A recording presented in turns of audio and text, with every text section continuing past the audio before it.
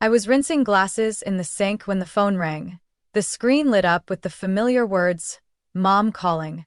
I quickly dried my hands on the kitchen towel and answered. "Jennifer, can you come a little early this Friday? Around 3:30. We need to set the table for Tyler's celebration dinner," my mom said the moment I pressed the phone to my ear. Her voice was brisk, almost excited, like she was coordinating a major event. I frowned. "What dinner?" "Tyler's promotion dinner. He's been promoted to department head." "I thought you knew," she replied without hesitation, as if it was something I should have already understood. I switched the phone to my other ear, a dull ache spreading through my chest. "Mom, I'm not invited?" "Oh, of course not," she laughed, breezily, like my question was absurd. "It's mostly Tyler's friends and colleagues, people from his circle. You wouldn't really fit in." I swallowed the protest forming in my throat. "But you still want me to come and help set up?" "Exactly," her tone brightened. "You're so good at these things. You always know how to make everything look elegant. Just help us get the table ready, place the flowers, light the candles, and then you can leave before the guests arrive." I closed my eyes. Every word stung. Once again, I wasn't a good fit to be a part of the event, but I was indispensable when it came to setting the scene. I, Jennifer, 36 years old and still in this family, I was little more than unpaid staff. I'm the one they call when there's a mess to clean up, when someone needs to work quietly behind the scenes to make sure Tyler, my 2 years younger brother, the cherished, celebrated golden boy, gets his shining moment. "All right," I said, trying to keep my voice calm while everything in me simmered. "What time do you need me there?" "3:30 sharp, sweetheart. We'll need time to get the table set, the candles placed, and I still haven't picked up enough napkins. Can you swing by the store and grab some more?" I pressed my lips together, gripping the phone tighter. "I'll bring them," I said tersely. "I knew I could count on you. Thank you, Jennifer. You're a lifesaver," she added before hanging up, without waiting for a goodbye. I stood there, phone still in hand, staring out the window of my small apartment. I'd moved out when I was 28, hoping distance would free me from that old, exhausting dynamic. But no matter how far I went, it seemed I could never outrun the role they had cast me in. The reliable daughter, but never the important one. That evening, I sat on the couch in my work clothes after a long day at the city library. On the coffee table lay a list of new instructions my mother had texted. Pick up white baby's breath, double-check the silverware, and make sure the scented candles weren't too strong. I looked at each message without feeling any warmth. They read like task orders from a manager to a housekeeper. No "how are you," no "thank you," just expectations stacked on top of each other. I had spent 36 years playing the role of the easy child, the one who never caused trouble, the one who made everyone else's lives easier. Especially Tyler's, who worked at a fast-growing tech firm in Chicago. Every event was for him. My mom invited his friends, his coworkers, even his newest girlfriend, but never thought to include me like I belonged. I leaned my head back, staring at the ceiling. A thought flickered through my mind like lightning. What if I didn't go? What if this time I chose something for myself? My phone lit up, not from my mom, but from a restaurant booking app I hadn't used in months. The notification read, "Table for one available, 7 o'clock Friday night at the Velvet Olive." I froze. The Velvet Olive. A cozy little place on Wabash Street where I had once gone alone for my 30th birthday. They served a truffle mushroom risotto I'd never forgotten. But how long had it been since I allowed myself a peaceful evening? No judgment, no obligation, no family performance. I tapped on the notification. My finger hovered for a moment, then, decisively, I hit reserve. It wasn't exactly joy that surged through me. It was something better. Liberation. The next day, my phone buzzed non-stop. Mom texted, "Don't forget the flowers. Tyler says his boss loves white baby's breath." Then, "Remember not to wear anything too flashy. You don't want to draw attention in front of Tyler's colleagues." I looked at those messages the way you look at a stranger who never asks, "Are you okay?" Or "Do you even want to be there?" Friday night, I came home early, took a warm shower, and chose a burgundy dress I'd bought last year but never worn. I tied my hair neatly, applied a touch of lipstick, and spritzed on a soft, woodsy perfume I reserved for special nights. At 7:10, I walked into the Velvet Olive. Warm, golden light fell across tables draped in crisp white linen. The host recognized me immediately. "Good evening, Miss Jennifer. We've held your usual corner table." I sat at the table by the window, watching the streetlights flicker to life. Across the room, couples laughed, friends toasted, and a few people, like me, enjoyed dinner alone, peacefully. I ordered a glass of red wine and the truffle mushroom risotto. When the wine was served, I lifted it gently and whispered to myself. My phone buzzed again, a text from Mom. "Jennifer, where are you? Guests are arriving, the table isn't set. No napkins, no flowers. What are you doing?" I turned the phone face down on the table. For the first time in years, I didn't feel the urge to respond. Not tonight. Tonight, I wasn't the family's dependable shadow. I was Jennifer, a woman who knew she deserved to be respected and to live on her own terms. And with every rich, buttery bite of risotto melting in my mouth, I knew I'd made the right choice. My mother paused in the dining room, glancing around before looking at Tyler. "Can't you call your sister?" "I already called 3 times. She's not picking up," Tyler replied, emphasizing each word. "She's obviously doing it on purpose."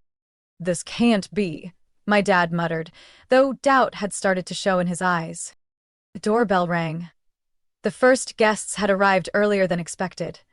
My mother quickly straightened her dress, forcing a smile while clearly flustered. She opened the door to welcome Tyler's boss and his wife, both stepping inside with polite greetings and surprised glances at the still disheveled living room.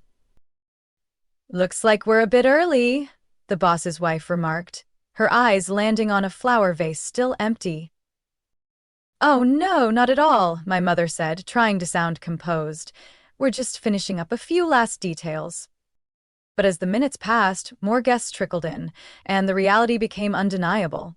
Everything was still a mess. The appetizers had gone cold, candles were lit unevenly, sending smoke into guests' eyes, and Tyler, the guest of honor, kept checking his watch and scowling every time someone asked, "Is your sister not coming?" By 7:30, my mother stood silently in the kitchen, holding a sauce-smeared fork, staring into the dining room where small talk had turned awkward. Her expression had shifted from anger to disappointment, and perhaps even a touch of shame. My dad stepped beside her and gently placed a hand on her shoulder. "Maybe she's just too exhausted, Elaine. We've gotten used to dumping everything on her." My mother didn't respond. For the first time, her eyes drifted to the empty spot at the far end of the table, where Jennifer would have stood, adjusting wine glasses, reminding her not to use scented candles, and smiling when everything looked perfect. Tyler sat silently at the head of the table, visibly annoyed as he noticed a mismatched lavender napkin on his lap.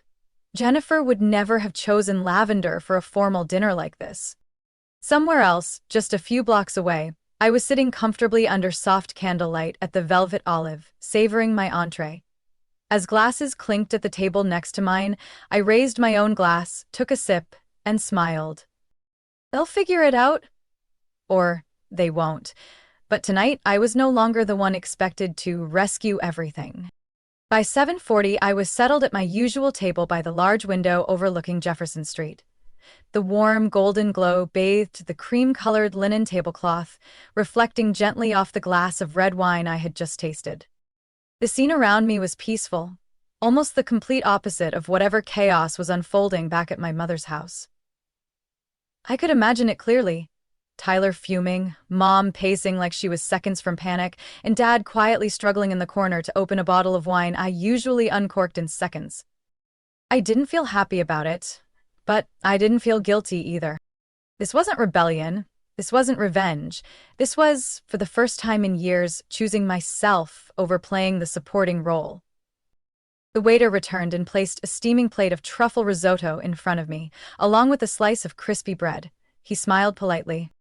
"Hope your dinner tonight, Miss Jennifer, is just as wonderful as your first visit here." I smiled, thanked him, and looked down at my food. No one was waiting on me to fold napkins, straighten silverware, or watch my every move like I was the staff. I picked up my fork and took a bite. The rich, creamy flavor mixed with the earthy aroma of truffle brought my senses to life. I closed my eyes, letting the taste wash over me. Something so simple, yet something I hadn't let myself enjoy in far too long. My phone buzzed again in my purse. I didn't need to check to know who it was. Probably Mom, Tyler, maybe even Dad. Maybe they were asking where I was, accusing me of being selfish or begging me to come fix the mess. But I didn't reach for it. I used to respond automatically. One text, I'd reply. One need, I'd show up. But tonight, I was learning to disconnect. Not because I didn't love them, but because I needed to learn to love myself, too. At the next table, an older couple toasted gently, their eyes full of warmth. I found myself smiling, not from jealousy, but from hope. Maybe one day, I'd have a moment like that too. And next time, not alone. After the entree, I ordered a slice of chocolate mousse cake. The subtle bitterness balanced with sweetness made me exhale softly. I hadn't realized how tired I was until the weight of expectations lifted from around me. I looked up at the small mirror on the wall across the room. The woman staring back at me, 36, unremarkable at first glance, looked confident, peaceful, complete. My phone buzzed again, but I didn't reach for it. I simply exhaled slowly, as if with each breath, I was releasing layers of old expectations that had held me captive for years. I wasn't going to be perfect in their eyes anymore, and I didn't need to be. I was starting to fall in love with this version of Jennifer, one who didn't need to prove anything, who simply lived by her own rhythm. Tonight, I didn't need to light candles, adjust glasses, or stop Tyler from glaring at someone for using the wrong salad fork. All I needed was to pour myself another glass of wine, smile at the woman in the mirror, and sip freedom. As I stepped out of the Velvet Olive, the digital clock on the building across the street read 8:53. The cool October breeze carried the scent of dried leaves, and I pulled my coat a little tighter. I descended the stone steps slowly, my mind still lingering on the last sip of wine and the quiet sense of relief it had brought. For the first time in a long while, I wasn't rushing for anyone. My phone buzzed again. This time, I didn't ignore it. I pulled it out. The screen lit up with a familiar name, Dad. Frank. One message, longer than usual. Jennifer, I'm sorry. Your mom and I expected you to show up tonight like always. Maybe we forgot that you don't have to. I think it's time we reevaluate how we've been treating you. I froze on the sidewalk, surrounded by passing strangers and the distant sound of traffic. My heart slowed. I read the message again, then again, just to be sure it was real. Frank, my quiet, gentle father who had always sided with my mother, silently. The man who used to drive me home after family dinners and say nothing while I cried behind the wheel, he was the first to break the silence. A breeze swept past, carrying the smell of freshly baked pastries from the bakery nearby. But I barely noticed. Something had stirred deep within me, unexpected, conflicted, yet undeniable. I sat down on a wooden bench near a small neighborhood park, my thumb gently tracing the edge of the phone screen. For the first time in years, I wasn't being summoned to help. I was being seen. Maybe my father wasn't one to speak up often, but tonight, he had chosen the right words, at the right time. I took a deep breath, my eyes never leaving the message. Part of me wanted to call him right away. Another part wanted to savor this moment, like a rare and precious gift. Beneath the soft yellow glow of the street lamp, I slowly typed my reply. Thank you, Dad. This message means more than you know. We can talk more later, but tonight, I need time for myself. I didn't send it right away. I read it again. Then, gently, I hit send. Less than a minute later, my phone buzzed again. I understand, and I'll wait. Nothing is more important than my daughter feeling respected. I bit my lip, trying to hold back the emotions rising uncontrollably. In the heart of bustling Milwaukee, I sat alone on a simple wooden bench, and it felt like something inside me had been stitched back together. Just a small piece, but enough to stop the bleeding. No one says a single message can heal an entire childhood of feeling unseen. But tonight, to me, that apology felt like a door cracked open. I stood up and slowly walked toward the bus stop. On the way home, I opened my map app and, without thinking, typed 2 words: Door County.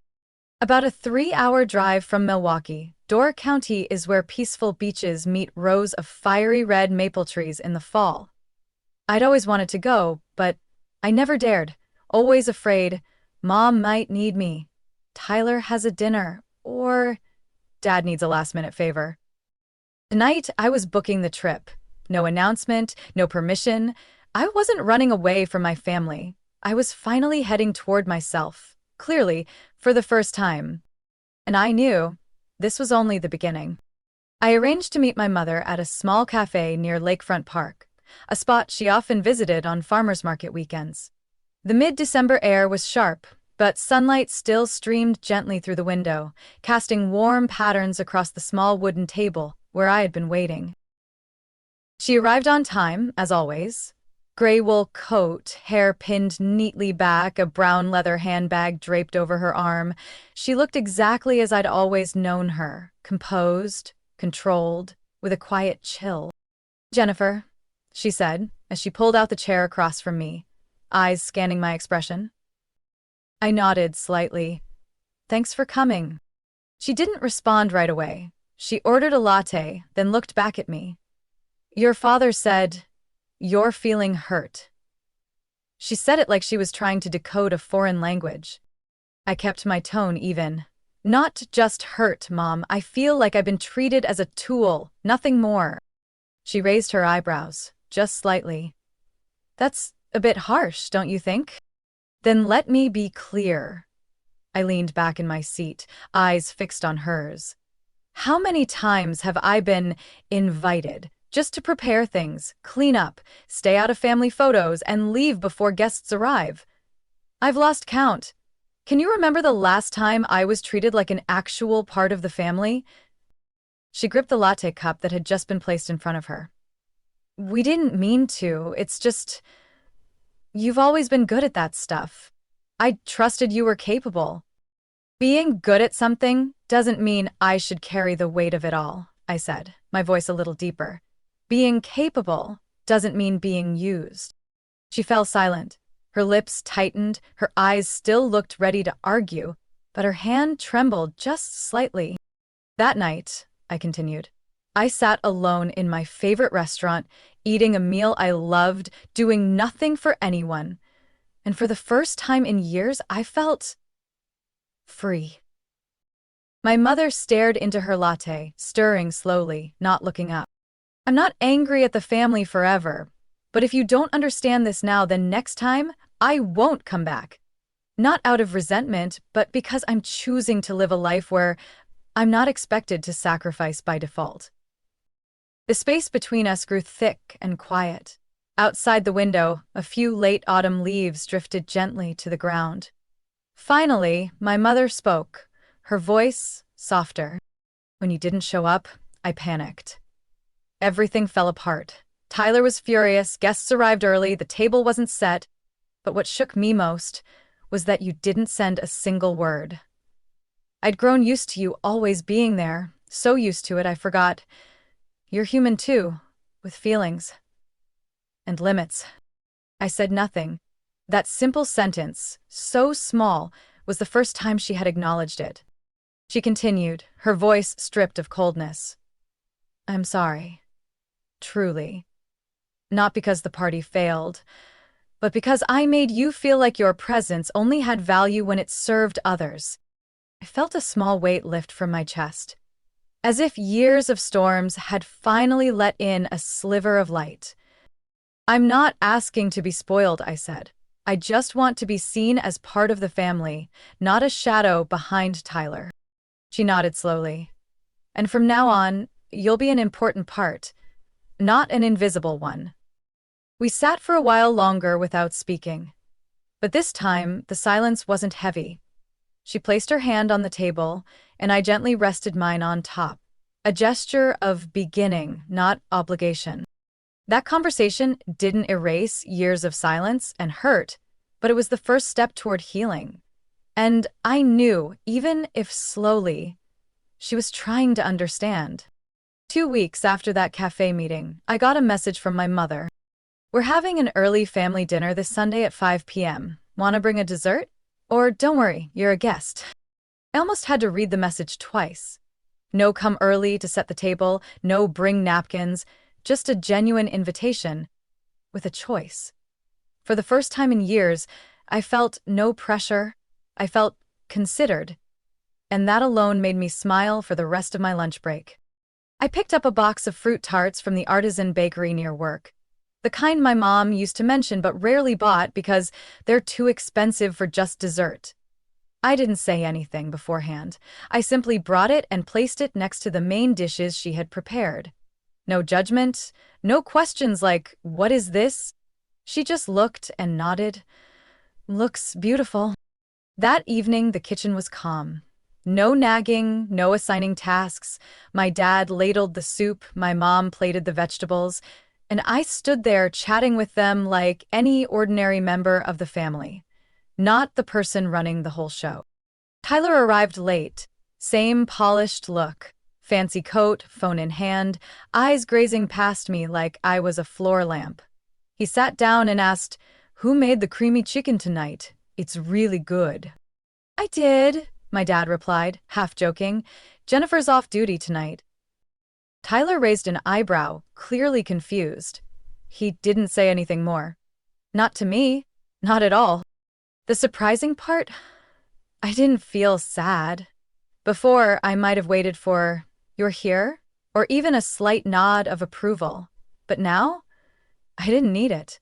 Maybe Tyler would always live inside the pedestal the family built for him, but I had stepped off mine. After dinner, when I instinctively started to stand up and help clear plates, my mom gently placed her hand on my shoulder. "Sit down, sweetie. Your dad and I got this." I froze just for a second, just long enough to realize I hadn't misheard her. Later that week, my mom texted twice. Once to ask if I wanted to see a photography exhibit at the local art center. The second time, she sent a picture of a scarf she'd just finished knitting. "Do you like this color? If so, I'll make another one for you." "Both times," I replied, and both times she responded with thanks, not requests. And my dad? He started calling, not to say, "Can you swing by and help your mom," but simply, "How's your week going?" At first, I was guarded, unfamiliar with genuine check-ins, but over time, I started to believe it. That he really was trying, slowly. One evening, I was in my small apartment, soft yellow light spilling over an open book. Just as I turned the page, I saw a new message from Mom. "We're doing pizza tomorrow night. Nothing fancy. If you're free, come by. Don't bring anything, just bring yourself." I stared at those words. Just bring yourself. And somehow, that was enough to warm my heart. I'm not sure everything will stay perfect. Tyler may never change, my mother might still forget the new boundaries. But this time, I know I won't let things slide like before. And I also know my family is learning to see me, not as a quiet shadow, but as a grown woman with her own worth. The changes may be small, but they're real, and for me, that's a big enough beginning. One January morning, a soft layer of snow covered the rooftops along Broadway Street. I poured myself a hot cup of tea and stood by the window of my fourth-floor apartment, watching people passing by below. Bundled in thick coats, hands in pockets, rushing through the cold air. My life had changed.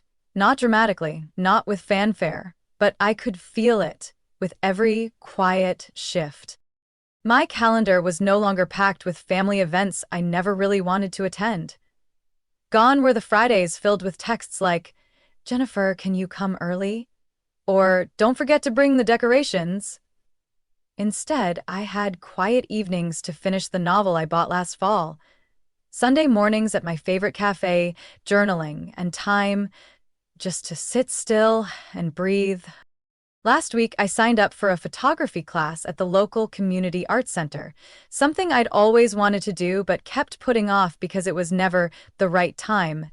Now, the right time had come. I no longer waited for permission. I didn't need validation anymore.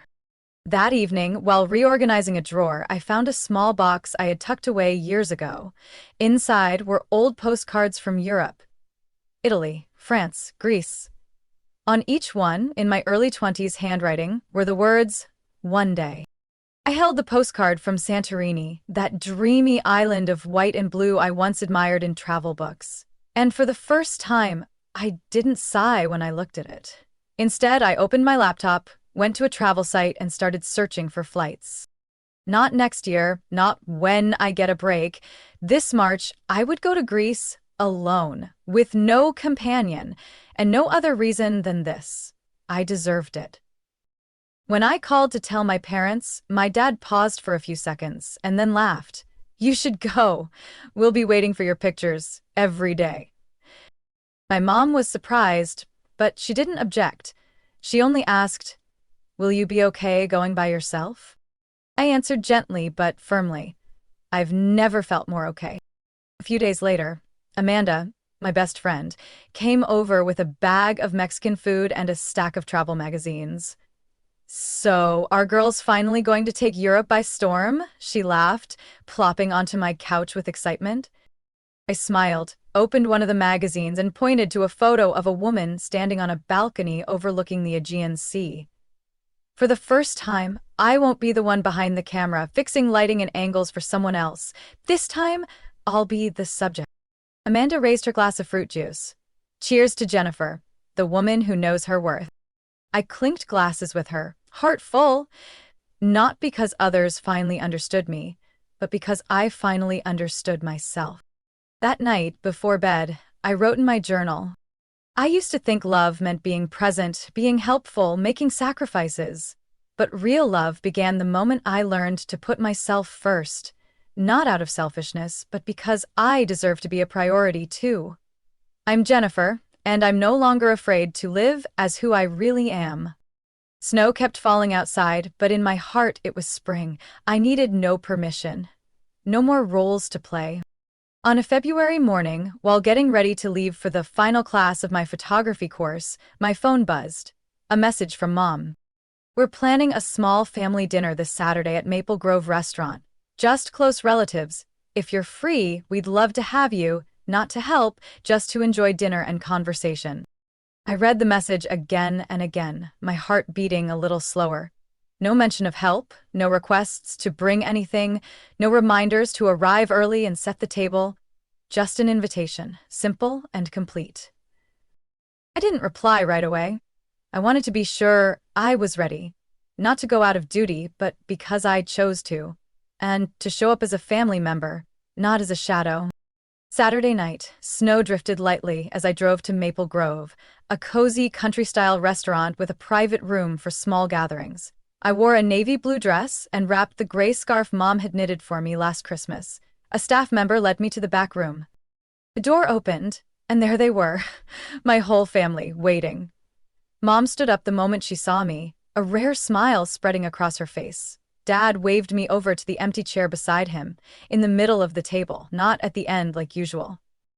"Jennifer's here," Dad said, clearly happy. "Let's get started. The first course is almost ready." Tyler was there too. He gave me a small nod instead of his usual glance, no arrogance, no attitude, and to me, that was a huge shift. All through dinner, I wasn't assigned a single task. No one asked me to check sauces, slice cake, or fix decorations. Instead, I was asked about my upcoming trip, my photography class, and my parents even let me tell the full story about my grumpy but stylish French instructor. "You took a photo of the sunset by the lake that was stunning," my mom said, her eyes sincere. "Send me a print? I want to frame it for the kitchen."